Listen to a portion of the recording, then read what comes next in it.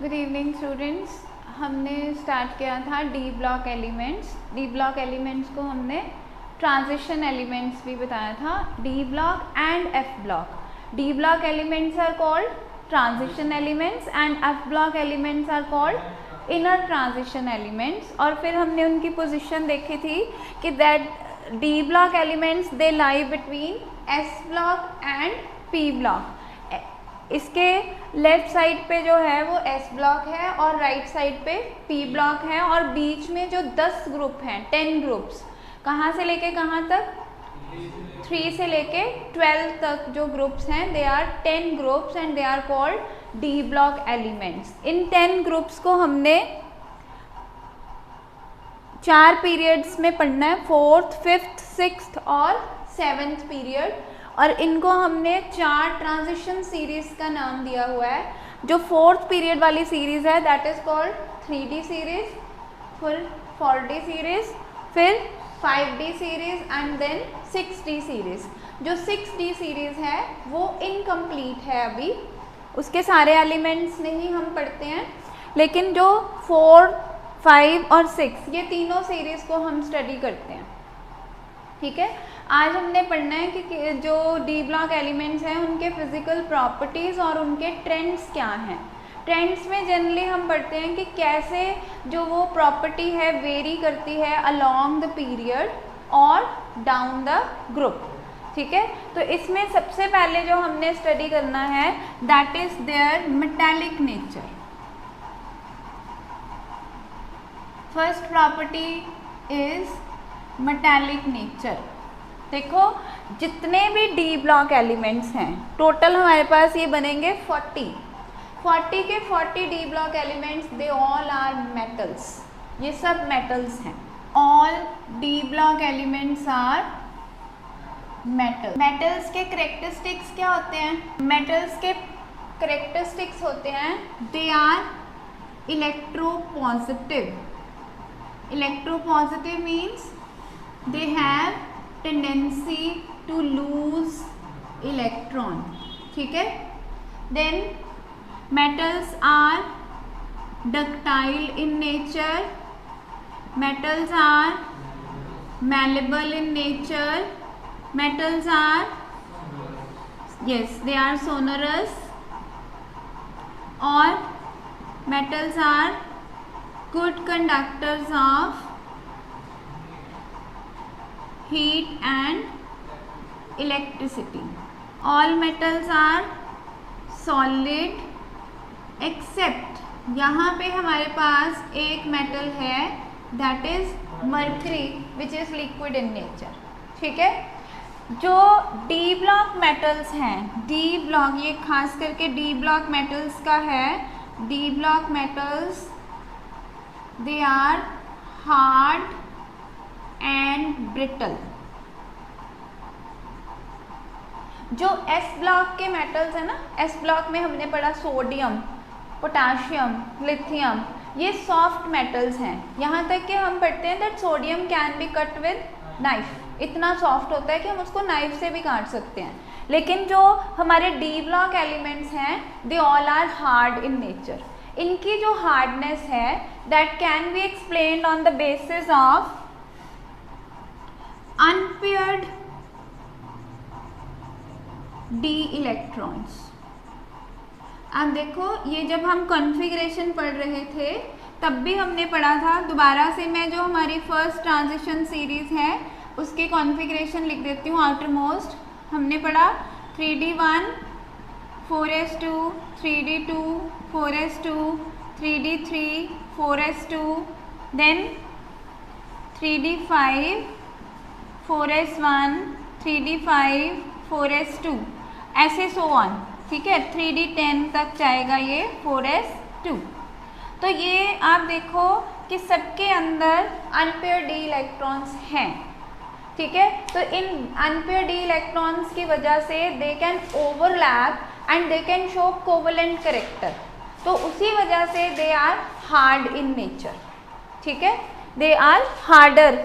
ठीक, अगर हम बात करें कि नंबर ऑफ अनपेयर्ड इलेक्ट्रॉन्स की, If you move from scandium, titanium, vanadium, chromium, manganese, iron, cobalt, nickel, copper and zinc, हमारे पास आती है कॉन्फ़िगरेशन क्रोमियम की। क्रोमियम की कॉन्फ़िगरेशन क्या है हमारे पास? 3d5 4s1। इसको हम कैसे रिप्रेजेंट करेंगे? ये हमारा आ गया d5। सारे के d सबशेल, सारे d ऑर्बिटल्स जो हैं वो हाफ फिल्ड हैं और जो 4s है वो भी हाफ फिल्ड है। तो total number of half filled electrons कितने हैं इसमें? 6। क्रोमियम में सबसे ज़्यादा हाफ फिल्ड इलेक्ट्रॉन्स हैं, अनपेयर्ड इलेक्ट्रॉन्स हैं। ठीक है, तो क्रोमियम का ही ग्रुप में कौन कौन और आएगा? Chromium, molybdenum and tungsten. इन तीनों की खास बात क्या रहेगी? That they have maximum number of unpaired electrons. ठीक, so they all are metallic. ठीक है, लेकिन जो मेटालिक नेचर है it decreases when we move from left to right. Left to right जब हम मूव करते हैं, मेटालिक नेचर डिक्रीज करेगी। ये जनरल ट्रेंड भी है और डी ब्लॉक का ट्रेंड भी है। आप देखो, जो हम इधर से इधर जाते हैं, zinc, cadmium, mercury, they are very soft metals और इनका जो मेल्टिंग पॉइंट है वो लो होता है। ठीक है, because metallic character is also decreasing. और वैसे हमने क्या पढ़ा था कि जो जिंक, कैडमियम, मरकरी हैं इनको हम वैसे भी ट्रांजिशन एलिमेंट नहीं बोलते। बिकॉज ऑफ, क्यों नहीं बोलते इनको transition elements? Yes, because they have all the field orbital, सारे के सारे ऑर्बिटल्स फिल्ड हैं, इसलिए हम इनको ट्रांजिशन एलिमेंट्स नहीं बोलते। ठीक है, सो जो metallic character, all the D block elements they are metal by nature. So next property we have is atomic radius. Do you know what is atomic radius? Atomic radius क्या होती है?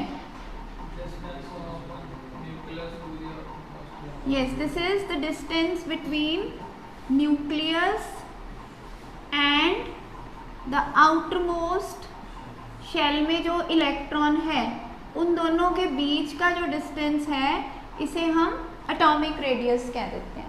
ठीक है, एटॉमिक रेडियस का जो general trend होता है, generally मतलब अगर हम ओवरऑल पीरियोडिक टेबल की बात करें, generally if we move left to right, atomic radius का क्या ट्रेंड होता है? Yes, it decreases. And if we move top to bottom, मतलब ऊपर से नीचे की तरफ जाते हैं, यस, एटॉमिक रेडियस इंक्रीजेस। ये एक जनरल ट्रेंड है। ठीक है, लेकिन हम देखेंगे कि डी ब्लॉक में जो एटॉमिक रेडियस है वो कैसे वेरी करती है। राइट, डी ब्लॉक में हम फर्स्ट ट्रांजिशन सीरीज को ही ध्यान में रख लेते हैं। We have scandium, titanium, vanadium, chromium, manganese, iron, cobalt, nickel, copper and zinc. ठीक है, इसमें देखो स्कैंडियम है आपका 3d1 4s2, this is 3d2 4s2, this is 21 22 23 24 25 26। ठीक है, अब आप देखो कि आउटर मोस्ट ऑर्बिट कौन सा है इसका? 4s है ना, तो इसका मतलब 4 ऑर्बिट हैं। ये अगर न्यूक्लियस है 1 2 3 4 ऑर्बिट हो गए। अगर हम बात करें स्कैंडियम की, तो स्कैंडियम में न्यूक्लियस के अंदर कितने प्रोटॉन्स हैं? 21। ठीक है, और टाइटेनियम में 22, नंबर ऑफ ऑर्बिट्स सेम है। फिर सीधा हम वनेडियम की बात कर लेते हैं, प्रोटॉन कितने हैं 24, ऑर्बिट सेम है, तो नंबर ऑफ ऑर्बिट जो हैं वो सेम है, लेकिन when we move left to right तो क्या हो रहा है, न्यूक्लियर चार्ज इंक्रीज कर रहा है। Now what is nuclear charge? Nuclear charge क्या होता है? Charge in the nucleus. Nucleus के अंदर चार्ज किसकी वजह से होता है? प्रोटॉन्स की वजह से।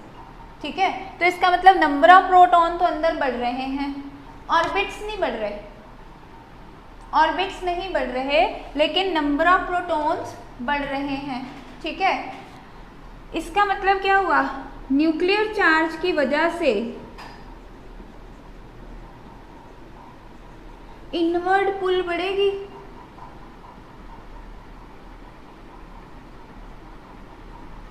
मतलब ये इलेक्ट्रॉन्स को अपनी तरफ खींचेंगे, इनवर्ड पुल बढ़ेगी तो size should decrease.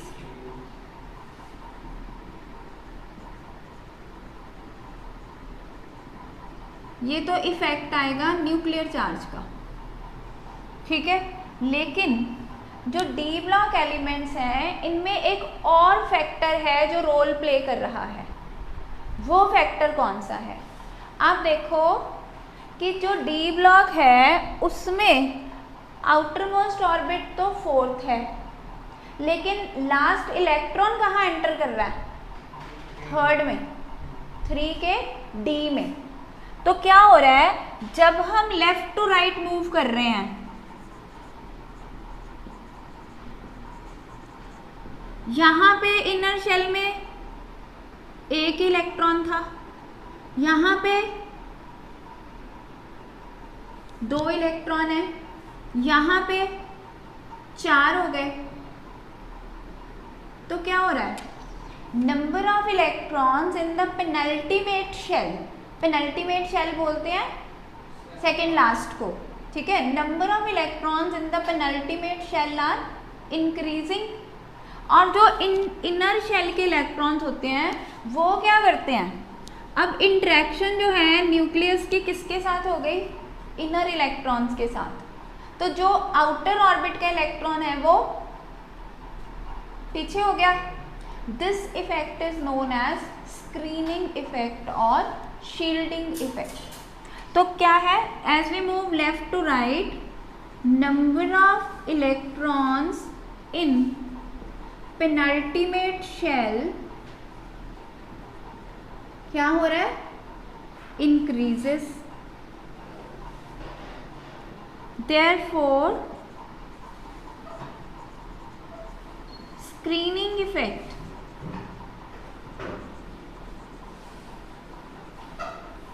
Also increases. और स्क्रीनिंग इफेक्ट क्या करता है, वो साइज को इंक्रीज कराता है। क्यों?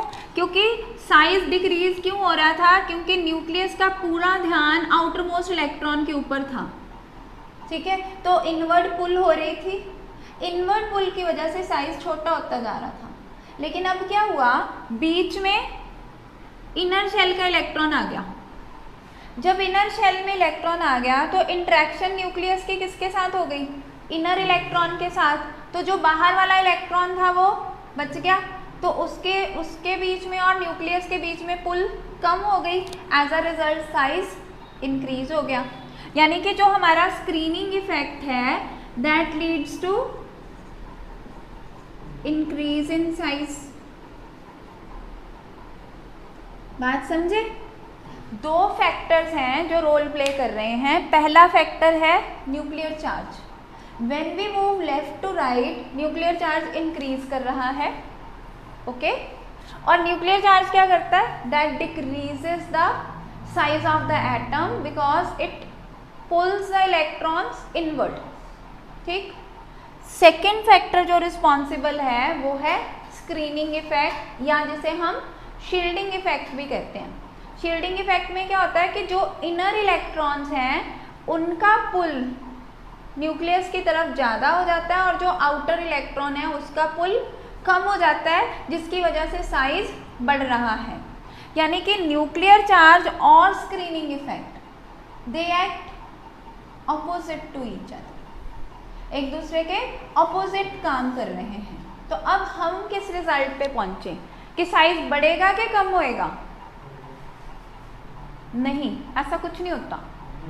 होता क्या है कि जब हम मूव करते हैं स्कैंडियम से क्रोमियम तक, when we move from scandium to chromium, nuclear charge factor dominates. Dominate करने की वजह से क्या होगा? As a result size decreases. ठीक है। When we move manganese to copper, screening effect starts playing role. As a result the effect of nuclear charge decreases और size decrease होने की बजाय ऑलमोस्ट सेम रह जाता है, डज नॉट चेंज। जितना उसने कम करना था उतना दूसरे ने बढ़ा दिया, तो नेट रिजल्ट क्या हुआ? साइज ऑलमोस्ट सेम रह गया विद वेरी लिटिल वेरिएशन। न बढ़ा न कम हुआ, जितना था उतना ही रह गया।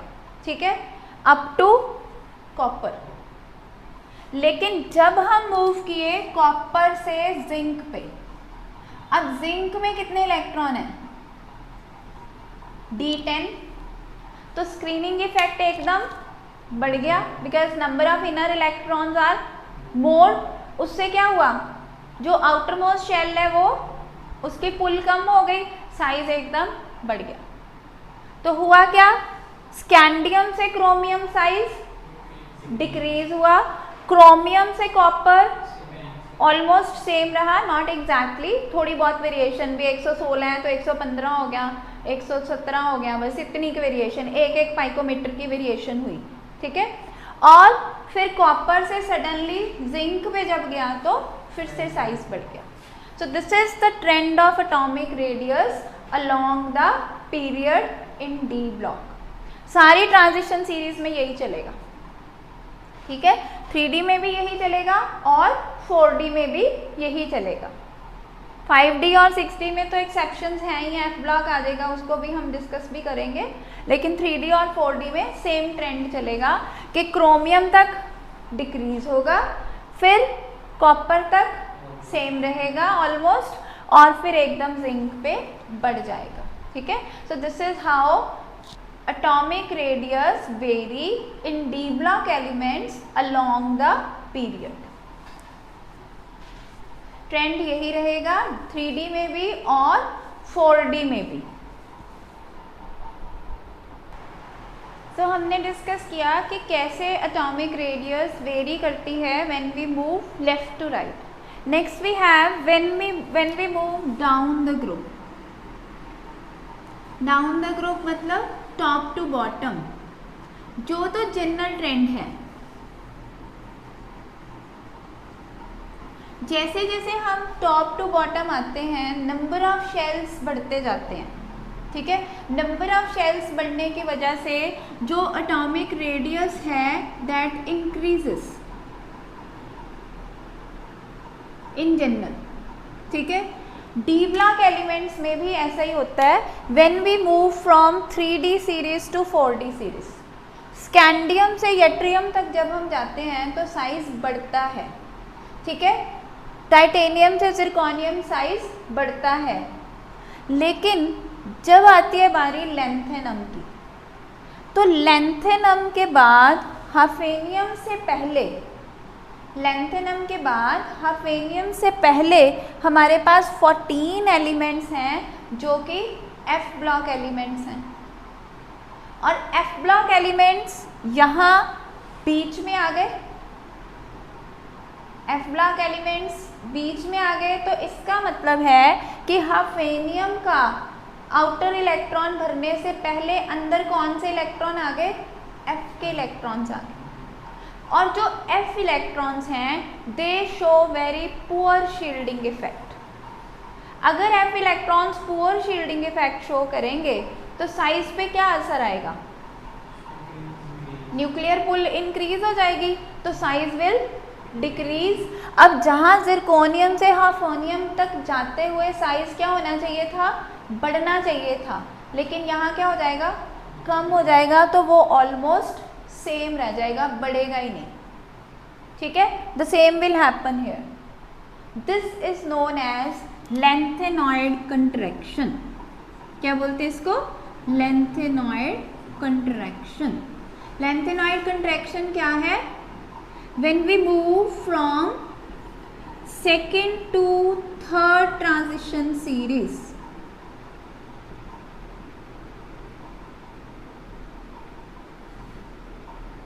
size do not increase because of, किस वजह से नहीं इंक्रीज करा, poor shielding effect of inner f electrons. This phenomena is known as lanthanoid contraction. ठीक है, so this is how the atomic radius vary along the period and down the group. Okay, अब हमें आगे पता है what is ionic radius. Ion क्या होता है, अगर किसी स्पीशीज में से इलेक्ट्रॉन लूज कर जाए या इलेक्ट्रॉन गेन कर ले तो वो आयन बन जाता है। ठीक है, अब हमें पता है डी ब्लॉक एलिमेंट्स तो मेटल्स हैं और मेटल की टेंडेंसी क्या होती है, टू लूज इलेक्ट्रॉन्स। तो जो लूज करता है वो क्या बनाता है, कैटायन। यानी कि डी ब्लॉक एलिमेंट्स किस में कन्वर्ट होंगे, कैटायन में। तो जो कैटायन की रेडियस होगी उसे हम क्या बोलेंगे, आयनिक रेडियस। ठीक है, अब हमने क्या पढ़ रखा है, कैटायन इज ऑलवेज स्मॉलर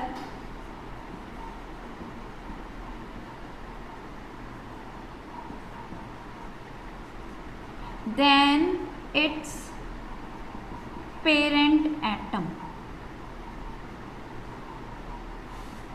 यानी कि आप अगर मुझे पूछो कॉपर और कॉपर 1 पॉजिटिव में से स्मॉलर कौन है,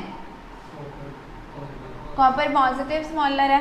कॉपर पॉजिटिव और कॉपर 2 पॉजिटिव में से स्मॉलर कौन है, 2 पॉजिटिव इज स्मॉलर। ठीक है, आयरन और आयरन 2 पॉजिटिव में से स्मॉलर कौन है, iron 2 positive is smaller. Iron 2 positive और आयरन 3 पॉजिटिव में से स्मॉलर कौन है, आयरन 3 पॉजिटिव। ठीक है, तो अगर इनको हम इनके पेरेंट एटम के साथ कंपेयर करेंगे ना तो cation is always smaller in size, fine. लेकिन अगर हम जनरल ट्रेंड देखें, ट्रेंड मतलब along the period and ionic radii में क्या चेंज आएगा, down the group ionic radii में क्या चेंज आएगा, तो that would be just like that of atomic radius. जो चेंजेस एटॉमिक रेडियस में आएंगे वही रिस्पेक्टिवली आयनिक रेडियस में आएंगे। जैसे जैसे एटॉमिक रेडियस वेरी करेगी वैसे वैसे आयनिक रेडियस वेरी करेगी। ठीक है, क्योंकि आयन बना कहाँ से है, आयन बना एटम से। ठीक है, तो जो एटॉमिक रेडियस का ट्रेंड है वही आयनिक रेडियस का ट्रेंड है। तो हमने डिस्कस किया what is the trend of atomic radius and ionic radius. The next property we have is atomic volume and density. अगर हम एटम को स्फीयर कंसिडर करते हैं तो स्फीयर का वॉल्यूम क्या होता है, 4/3 pi r cube. That means the volume is proportional to radius. तो जो चेंजेस रेडियस में आएंगे वही चेंजेस वॉल्यूम में आएंगे। ठीक है, जो एटॉमिक वॉल्यूम है फॉर ट्रांजिशन एलिमेंट्स वो डिक्रीज करता है क्योंकि उसका रेडियस भी डिक्रीज करता है। ठीक है, और डेंसिटी किसके बराबर होती है, मास पर यूनिट वॉल्यूम। तो वॉल्यूम तो इसका डिक्रीज कर रहा है लेकिन मास इंक्रीज करता है, एटॉमिक मास इंक्रीज करता है। तो मास बढ़ने की वजह से इनकी एटॉमिक डेंसिटीज भी बढ़ती जाती हैं। ठीक है, when we move left to right और डाउन द ग्रुप डेंसिटी बढ़ जाती है। जो 3D सीरीज़ के मुकाबले 4D सीरीज़ की डेंसिटी ज़्यादा है, 4D के मुकाबले 5D की डेंसिटी ज़्यादा है। 5D सीरीज़ में जो हमारा ऑस्मियम और इरिडियम है, osmium and iridium they have maximum densities in the D block elements. D block elements में से सबसे ज़्यादा जो डेंसिटी है वो किसकी है, ऑस्मियम और इरिडियम की। In general as we move down the group density जो है वो बढ़ रही है, और लेकिन जो मैक्सिमम है वो ऑस्मियम और इरिडियम की है। दे have maximum density. And next property we have is melting and boiling point. Melting and boiling point किसी भी एलिमेंट का किस बात पे निर्भर करेगा कि उसके अंदर जो बाइंडिंग फोर्सेस हैं वो कैसी हैं। ठीक है, हमने पढ़ा कि जो मेटल्स हैं, वैसे ही हमें पता है कि जो मेटल्स होती हैं उनका मेल्टिंग पॉइंट, क्योंकि वो हार्ड होती हैं, उनके अंदर स्ट्रॉन्ग इंटर मॉलिक्यूलर फोर्सेस होती हैं, तो they are always having high melting and boiling point. Metals का मेल्टिंग पॉइंट बॉइलिंग पॉइंट हमेशा हाई होता है। और डी ब्लॉक एलिमेंट्स में भी, डी ब्लॉक एलिमेंट्स हमने कहा सबके सब मेटल्स हैं, सबके सब मेटल्स हैं, तो they have high melting point. लेकिन जो मेल्टिंग पॉइंट का ट्रेंड है that increases with the increase in number of unpaired electrons. जितने अनपेयर्ड इलेक्ट्रॉन्स ज़्यादा होंगे उतना मेल्टिंग पॉइंट और बॉइलिंग पॉइंट ज़्यादा होगा। और अगर हम बात करें कि नंबर ऑफ अनपेयर्ड इलेक्ट्रॉन्स कैसे बढ़ रहे हैं, स्कैंडियम के पास एक ही है, टाइटेनियम के पास 2 हैं, वेनेडियम के पास 3 हैं, सबसे ज़्यादा क्रोमियम के पास हैं 6 हैं, तो मेल्टिंग पॉइंट ऐसे ऐसे बढ़ रहा है। ठीक है, लेकिन यहाँ पे आके आयरन के बाद ये नंबर ऑफ अनपेयर्ड इलेक्ट्रॉन्स कम होने शुरू हो गए, मेल्टिंग पॉइंट फिर से कम हो गया। जिंक पे आके क्या हुआ, नंबर ऑफ अनपेयर्ड इलेक्ट्रॉन्स है ही नहीं, तो they have zinc, cadmium, mercury, they have least melting point and boiling point. सिर्फ यहाँ पे जो एक्सेप्शन है वो है मैंगनीज और टेक्नीशियम की। जैसे कि हमने कहा नंबर ऑफ इलेक्ट्रॉन्स के ऊपर डिपेंड करता है, नंबर ऑफ अनपेयर्ड इलेक्ट्रॉन्स के ऊपर डिपेंड करता है कि कितना मेल्टिंग पॉइंट होगा। तो मैंगनीज में उसके हिसाब से तो मैंगनीज के पास 5 अनपेयर्ड इलेक्ट्रॉन्स हैं, तो इसका मेल्टिंग पॉइंट ज़्यादा होना चाहिए, but they show exceptional behaviour. कौन कौन, manganese and technetium, they show exceptionally low melting point.